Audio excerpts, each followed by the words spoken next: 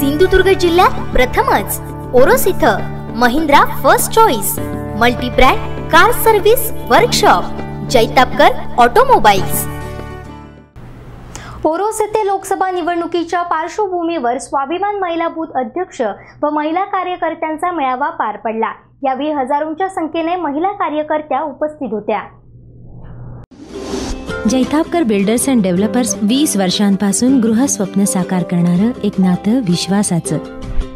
ओरोस येथे लोकसभा निवडणुकीच्या पार्श्वभूमीवर स्वाभिमान महिला बूथ अध्यक्ष व महिला कार्यकर्त्यांचा मेळावा पार पडला।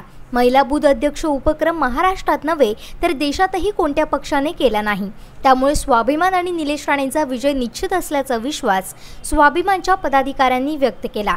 यावेळी माजी मुख्यमंत्री तथा खासदार नारायण राणे, सौ नीलम राणे, आमदार नितेश राणे, जिल्हाध्यक्ष दत्ता सामंत, जिल्हा बँक अध्यक्ष सतीश सावंत, संदीप कुडतरकर, विकास कुडाळकर, जिल्हा परिषद अध्यक्ष संजना सावंत, प्रणिता पाताडे, संध्या तेरसे यांच्यासह पदाधिकारी उपस्थित होते। बऱ्याचशा महिला एकत्र आज येतात। मागाशी पाताडे मॅडमने सांगितलं की आता बूथ अध्यक्ष कोण करून विचारतात, म्हणजे खरोखरच महिला या खूप काम करू शकतात, परंतु काही कारण असतं म्हणजे आता पुरुष करतात मग आपण कशाला पुढे जा म्हणून महिला कुठेतरी आता मागे जातात। परंतु आज तुमचा सर्वांचं इथे उपस्थिती बघून असं वाटतंय की सगळ्या महिला अगदी मनापासून कार्यरत झालेल्या आहेत आणि आपली जी खासदारकीची सीट आहे ती काही करून येणारच येणार आहे।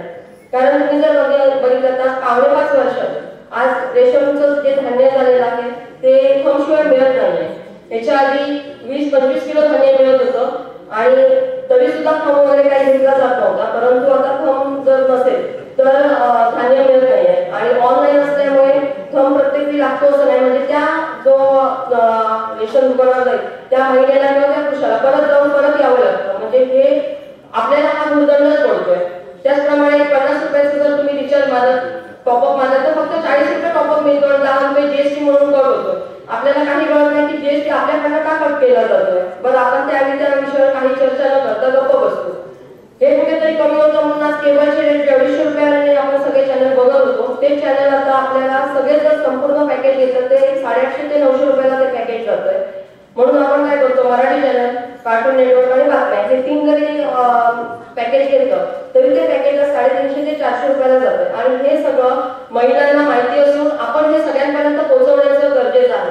कारण राणेसाहेबांच्या माध्यमातून, वहिनींच्या माध्यमातून आज अनेक कामं आपल्या जिल्ह्यात झालेली आहेत। तुम्ही जर बघत असाल तर महिला भवन उभारलेलं आहे, ते बचत गटांसाठी उभारलेलं आहे, म्हणजे एवढी जर कामं साहेबांच्या माध्यमातून होत असतील तर आपण आता दुसऱ्याचा विचार का करायचा। मला नाही वाटत की आता त्या खासदाराचं नाव पण घ्यायला पाहिजे, कारण आपली निशाणी प्लीज आहे आणि तुमच्या माध्यमातून गावातल्या प्रत्येक वाडीत आणि वाडीतल्या प्रत्येक घरात आणि घरातल्या प्रत्येक माणसाला आपली निशाणी माहिती पाहिजे आणि ते तुमच्या माध्यमातून तुम्ही चालू केलं। ज्यावेळी तुम्ही बूथ अध्यक्ष म्हणून तुम्ही फॉर्म भरला त्याच दिवसापासून तुम्ही तुमची कामं चालू केली, त्याबद्दल सर्व महिलांचे मी मनापासून आभार मानते आणि फक्त आपली प्लीज निशाणी आहे की प्रत्येक घराघरापर्यंत तुम्ही पोहोचवा।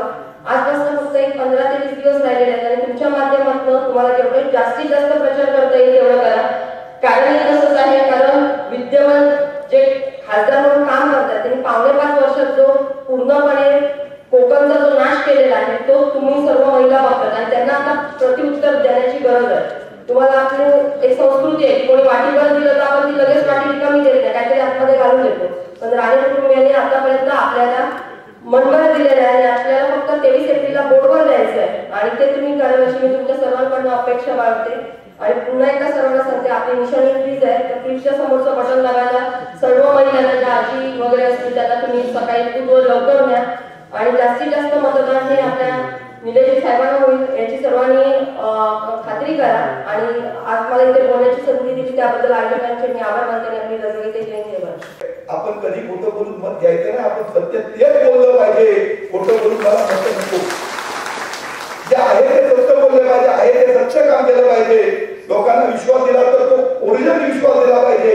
मला अशा प्रकारची भूलपात्र आपण किंवा खोटं बोलून लोकांची दिशाभूल करून मला मत घ्यायची नाही। माझ्या कामाचं कार्याचं मी जे केलेलं काम आहे कामाची पोचपावती मी लोकांकडे मागणार आहे आणि लोक मला त्याच्या माध्यमातून निलेशजींना नक्की आशीर्वाद देतील असा राणे साहेबांचा विश्वास आहे।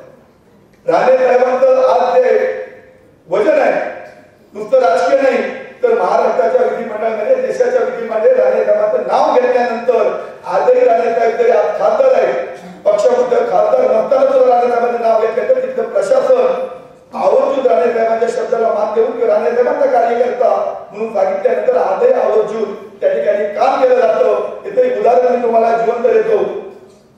मी राणेसाहेबांचा जिल्हाध्यक्ष कलेक्टर ऑफिस मध्ये गेलो होतो आणि माझ्यापूर्वी इथले आमदार पुण्याचे वैभव नाईक त्या ठिकाणी गेले होते.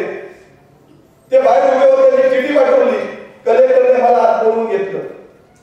वैभव नाईक वगैरे आमदार बोलत आणतो बाहेर उभा होता. मी आत गेलो. 10 मिनिटं बसलो. बाहेर आले तिथे ठेकेट केलं. आम्हाला किंमत नाही आणि एखाद्याला अपोजिट असलेल्या माणसांना कलेक्टर बोलून घेतो. कलेक्टरची वाद घातला तिथून निघून गेला. याचा अर्थ काय तर राणेसाहेबांच्या कार्यकर्त्याला जी किंमत आहे ती महाराष्ट्रामध्ये दुसऱ्या कुठल्याही पक्षाच्या कार्यकर्त्याच्या नेत्याला किंमत नाही आहे. आणि विशेषतः तुमच्या गळ्यामध्ये जे आयडेंटिटी कार्ड दिलं आहे तुमचं बूथ अध्यक्ष म्हणून हे कार्ड जेव्हा तुम्ही कुठल्याही तुमच्या तालुक्याच्या ऑफिस मध्ये जा, तलाठी ऑफिस मध्ये जा, ग्रामपंचायतीमध्ये जा, जिल्ह्याच्या कुठल्या ऑफिस मध्ये गेल्यानंतर तुम्ही ते कार्ड जर दाखवलं तुम्हाला अनुभव येईल पुढच्या काळामध्ये की मी अमुक ज्या पुढची अध्यक्ष आहे स्वाभिमान पक्षाची आहे, स्वाभिमान पक्षाची म्हणजे राणेसाहेबांची आहे. या कार्डाची किंमत तुम्हाला ज्या ज्या ऑफिसमध्ये जा तुमच्या कामासाठी द्या, सर्वसामान्यांचे प्रश्न येऊन जा, तेव्हा या कार्डाची तुम्हाला किंमत कळल्याशिवाय राहणार नाही. एवढं कार्ड हे महत्वाचं आहे. हे कार्ड तुम्हाला आता मी द्यायला दिलेलं आहे की नंतर तुम्हाला मोफत सिलेंडर नाही जरी मिळाला तरी तुम्हाला तो विकत आणावा लागतो. हे या सरकारने मार्केटिंग केलं की जास्तीत जास्त सिलेंडर कसे गळ्यात मारायचे. तर अशा पद्धतीने गळ्यात मारण्याचं काम आज महिलांचं केलेलं आहे. उज्ज्वला गॅस मधनं एक गॅस झाल्यानंतर किंवा 2 झाल्यानंतर नंतरचे गॅस त्या ठिकाणी मोफत मिळत नाही आहे. पण आज या शिवसेनेचे लोक सगळीकडे प्रचार करत आहेत की आम्ही तुम्हाला उज्ज्वला गॅस मधनं मोफत गॅस देण्याचं काम केलेलं आहे. आणि म्हणून हे काही गोष्टी ज्या आहेत 15 लाख रुपये आलेले नाही, त्याचं व्याज नाही आहे, महागाई सिलेंडरच्या बाबतीत आज कमी झालेली आहे. हे सर्व मुद्दे महिला तुम्ही बूथ अध्यक्ष हेच मुद्दे घेऊन तुम्हाला प्रत्येक महिला मतदारांपर्यंत जावं लागेल. आज रेशनिंगची परिस्थिती काय मला वाटतं आमच्यापेक्षा तुम्हाला माहिती आहे. रेशनिंग तर शेवटी तुम्ही घरचं बजेट सांभाळणाऱ्या महिला आज रेशनिंग वरती जे काही तांदूळ मिळत आहे, साखर मिळते आहे ही पुरेशी मिळत नाही आहे. तुम्हाला सकाळी जर चूल पेटवण्यासाठी रॉकेल लागतं. शेवटी मला वाटतं रॉकेल सुद्धा असलेल्या रेशनिंग वरती मिळत नाही आहे. आज त्यांना हे रॉकेल असेल किंवा तांदूळ गहू असेल हे त्यांना पुरवता येत नाही आहे. आणि म्हणून त्याने एक मशीन आणली, त्याला पॉल मशीन म्हणतात. त्यावरती अंगठा लावल्यानंतर तुम्हाला धान्य मिळणार ही त्याने एक संकल्पना लगवली. आणि त्यांना माहिती आहे की गावागावामध्ये त्या ठिकाणी नेट उपलब्ध नाही आहे. तुमचा अंगठा जर लागला नाही तर तुम्ही कंटाळून रेशनिंग वरचं धान्य देण्याचं प्रमाण तुम्ही कमी करणार आहात. म्हणजे भविष्यात रेशनिंग वरती धान्य बंद करण्यासाठीची योजना आखलेली आहे. आणि म्हणून तुम्हाला मुद्दा लोकांना सांगायचा आहे, महिलांना सांगायचं आहे की भविष्यात हे सरकार धान्य बंद करणार आहे. आज तुम्हाला जे 3 रुपयाने तांदूळ मिळणार आहे ते भविष्यात सुद्धा 23 रुपयाने तांदूळ तुम्हाला देण्याचं सुद्धा त्याची सबसिडी सुद्धा रद्द करण्याचा प्रयत्न तुम्हाला चाललेला आहे. आज मला वाटतं 2014 मध्ये सुद्धा महागाईचा विचार केला तर लाईट बिल जे तुमचं साधारण घरी 3-4 बल्ब असले आज लाईट बिल माझ्या माहितीप्रमाणे 5 वर्षामध्ये दुप्पट झालेलं आहे. आपण म्हणतो की लाईट पाहिजे, सर्व गोष्टी पाहिजे, पण आज लाईट बिल सुद्धा कालच्या 1 एप्रिल पासून सुद्धा साधारण 60% दराने लाईट बिलाची या ठिकाणी रेट वाढलेला आहे. आणि म्हणून आज तुम्ही बूथ अध्यक्ष म्हणून ह्या ज्या काही गोष्टी ज्या आहेत ह्या गोष्टीची माहिती तुम्ही असलेल्या लोकांपर्यंत, महिला मतदारांपर्यंत चर्चा करण्याची गरज आहे. तुम्हाला काय जाऊन भाषण करायची नाहीये. कारण तुम्ही ज्यावेळी विहिरीवर पाणी आणण्यासाठी जाल, एखाद्या नळावरती ज्यावेळी तुम्ही जाता त्यावेळी ह्या विषयाची किंवा एखाद्या आपण गिरणीवरती दळण लावण्यासाठी ज्यावेळी जातो, बऱ्याचशा लोकांकडे आमच्या जिल्हा परिषदेने दिलेल्या घरघरट्या असतील. पण जर तुम्ही गिरणीवरती दळण घेऊन गेला तर ह्या चर्चा महिलांमध्ये तुम्ही करण्याची गरज आहे की ह्या सरकारने ह्या गोष्टीचा अन्याय आपल्यावरती केलेला आहे. दुसरा विषय जो असेल की तुम्हाला आश्वासन त्यावेळी दिलं होतं की प्रत्येकाच्या घरामध्ये तुमच्या मुलाला आम्ही नोकरी लावणार. आज मला तुम्ही विचारलं की तुमच्या मुलांना कुठे नोकऱ्या लागलेल्या आहेत का. उलट आज BSNLचे असतील किंवा वेगवेगळ्या ठिकाणच्या नोकऱ्या त्या ठिकाणी नोकऱ्या असलेल्या नोकऱ्या सुटत आहेत. ही परिस्थिती आज राज्यामध्ये देशामध्ये तयार झालेली आहे. आणि म्हणून हे मुद्दे सुद्धा नोकरी लागणारा विषय सोडून द्या, पण काही जणांची सुद्धा नोकरी गमावण्याची वेळ आलेली आहे. आज बऱ्याच जणांच्या महिलांच्या नवऱ्याच्या नोकऱ्या गेल्यामुळे आज बऱ्याच असलेल्या कुटुंबांचे संसार त्या ठिकाणी वाऱ्यावरती पडलेले आहेत. आणि म्हणून ह्या निवडणुकीमध्ये आपल्याला ह्या गोष्टी सांगत असते ह्या जिल्ह्याला राणे साहेबांची गरज का, हा मुद्दा सुद्धा आपल्याला बोलण्याची गरज आहे. आपल्याला जिल्ह्याला राणे साहेब कशासाठी पाहिजे, आज ह्या गोष्टीवरती जर बंदोबस्त करायचा असेल तर राणे साहेबांची गरज आहे. आणि दुसरं, तुमच्या शेवटी तुमचं महिलांचं भवितव्य जे आहे की तुमचं एकच स्वप्न असतं की आमच्या मुलाबाळांना चांगलं शिक्षण मिळू दे आणि चांगलं शिक्षण मिळून त्यांना चांगल्या पगाराच्या नोकऱ्या मिळू दे. अशा प्रकारचं कोणती भगिनी असेल त्या भगिनीचं मुलासाठी शेवटी तुम्ही जे काम करता हे पहिलं आहे, तुम्ही तुमच्या मुलांसाठी काम करता की तुम्हाला वाटतं की आमच्या मुलांचं भवितव्य घडलं पाहिजे. मी आज सांगतो आम्ही राणे साहेबांसोबत काम करतोय की आज मला वाटतं प्रत्येक घराघरातल्या महिला असेल त्या मुलांचं भवितव्य घडवण्याची ताकद आज राणे साहेबांमध्ये आहे. पण माझ्या महिला कार्यकर्त्या इतक्या सक्षम आहेत ना की मला आज त्याचं उदाहरण प्रत्यक्ष बघायला मिळालं. आज आम्ही कुटुंबियांनी एकदा सांगितल्यानंतरही तुम्ही एवढ्या प्रचंड संख्येने उपस्थित राहता, ह्यातच सर्व काही आलं असं मला वाटतं. आज जी निवडणूक होऊ घातलेली आहे लोकसभेची, ही मला असं वाटतं आमच्या दृष्टीने म्हणजे आमच्या कुटुंबाच्या दृष्टीने फार निर्णायक आहे. कारण गेल्या 2014 मध्ये जो पराभव झाला निलेशचा, त्यातून तो 2-3 वर्ष तरी बाहेर पडला नाही.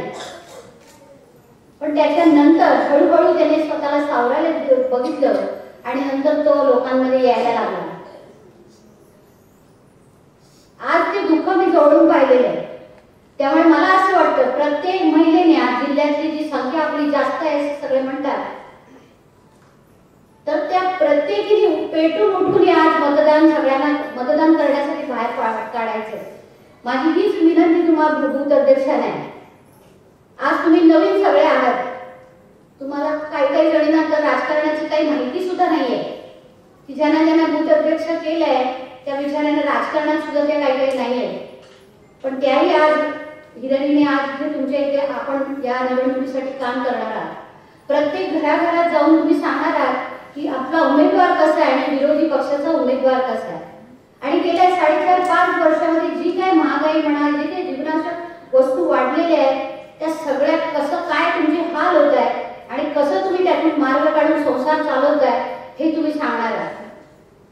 आणि मला वाटतं ते तुम्ही सांगाल. जसं बांदेकरबाईंनी प्रत्येक गोष्ट उलगडून सांगितली. आज त्या माझ्यावर फिरतात. मी जेव्हा जाते सगळ्या गावांमध्ये, जेव्हा आम्ही हे प्रश्न मांडतो ना, तेव्हा त्या बायका खरोखरच चिडून उठतात.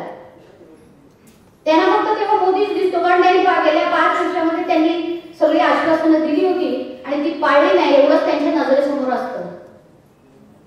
पण आज ह्याच्यातून बाहेर पडायचं असेल तर तुमची स्वाभिमान पक्षाला साथ हवी आहे. कारण हा पक्ष नवीन आहे. राणेसाहेबांनी शिवसेनेतून 40 वर्ष, नंतर काँग्रेसमध्ये 12 वर्ष, 13 वर्ष काम केल्यानंतर असं वाटलं की आपला स्वतःचा पक्ष असावा की जेणेकरून सिंधुदुर्ग जिल्ह्यातील सर्व लोकांचा विकास आपल्याला करता येईल. म्हणून माझं सर्व कुटुंब, पती, माझी 2 मुलं, ही सगळी तुमच्यासाठी आज कामाला लागलेली आहे. नितेशचं काम तर तुम्ही बघताच आहात, त्याच्याच बरोबरीने निलेशही आता एवढ्याच ताकदीनं काम करेल असं मला वाटतं. पण त्यासाठी तुम्हाला त्याला निवडून द्यायचं आहे. आज तुमची संख्या जास्त आहे, तर त्या संख्येवरून मी तुम्हाला सांगते, ही जी निवडणूक झाल्यानंतर जो कोणी महिला बूथ अध्यक्ष जास्त मतदान देईल ना, त्याला माझ्याकडून बक्षीस मिळेल. मला तुम्ही दाखवून द्यायचं आहे की मी सुद्धा मी महिला असून सुद्धा मी कमी नाहीये. आज प्रत्येक गोष्टीमध्ये तुम्हाला चिड आहे. प्रत्येक ह्याच्यामध्ये संसारात कसं चालवायचा संसार, मुलांना नोकऱ्या नाही, कितीतरी प्रश्न आहेत. पण त्या प्रश्नाची जर आपल्याला त्या प्रश्नातून बाहेर पडायचं असेल ना, तर चांगला उमेदवार निवडून देणं कामाचं आहे. गेल्या 5.5 वर्षात तुम्ही जो उमेदवार निवडून दिला त्यांनी काय काम केलं हे सगळं तुम्हाला माहिती आहे. काम केलं म्हणण्यापेक्षा त्यांनी काही केलं नाही असं मला वाटतं. विरोधी आहे म्हणून मी सांगत नाही, पण काम केलं हे म्हणण्याला सुद्धा एखादं काम असावं लागतं. आज राणेसाहेबांचा पराभव झाल्यानंतरही आम्ही हॉस्पिटल काढलं. आज नाही म्हटलं तरी तिथे 100 ते 125 मुलं काम करतायत. ती सगळी जिल्ह्यातलीच आहे. माझ्या प्रत्येक संस्थेमध्ये जी काम करतायत तीही जिल्ह्यातली आहे. म्हणजे जेणेकरून आम्हीच या कुटुंबांनी जवळजवळ 500 ते 600 जणांना रोजगार दिलाय. मी म्हणते विनायक राऊतांनी एकाला तरी महिलांना रोजगार दिलाय का त्यांनी सांगावा. आज मुंबईत सुद्धा हॉस्पिटल उभारू शकलो असतो पण नाही उभारलं. तिथेही त्यांनी तुम्हाला जनतेचाच विचार केला. मी म्हटलं अहो मुंबईत असतं हे हॉस्पिटल आपण उभारलं असतं तर तिथून पैसे मिळाले की इथे पैसे तर मिळणार नाही, उलट खिशातले जातील. पण म्हटले नाही, जिल्ह्यासाठी काहीतरी करायचंय की अजूनही तोच ध्यास आहे. तोच ध्यास माझ्या मुलांनी घेतलाय. म्हणून मला एवढंच सांगायचंय तुम्ही ज्या वेळी मी हाक मारते तेव्हा किंवा सगळ्या तुम्ही एकजुटीने सगळ्या सांगितलेल्या वेळेला येता, भरघोस संख्येने येता, सगळी घरातली कामं टाकून येतात, तेव्हा पुन्हा एकदा निलेशवर तुम्ही विश्वास टाकायचा आहे आणि तुमचं एक एक मत घरातून बाहेर पडून 23 एप्रिल रोजी त्या महिलेला घेऊन जाऊन मतदान करायला लावायचंय, जेणेकरून पुरुषांपेक्षा जास्त महिलांची संख्या अशी जी म्हणतात ना त्यांना तुम्हाला दाखवून द्यायचं.